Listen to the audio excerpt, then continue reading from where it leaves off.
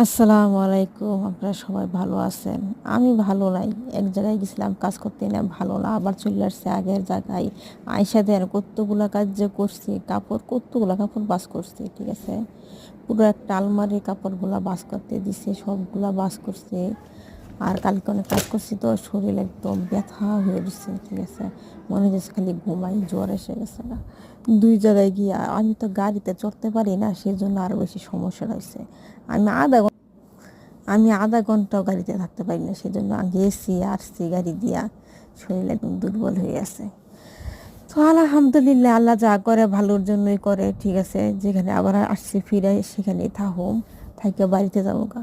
আবার যদি কেউ বলতো কিনো দিন তুমি বাড়ি চলে আসো, তোমার সব খরচ আমি দেবো, আমি কিনো দিনও সৌদি আরব থাকলাম নইলে, ঠিক আছে। কিনো দিন আমি প্রবাসে কাজ করলাম নইলে, কিন্তু আমার কে বলবো বলেন, কোনো আপন জন নাই তো।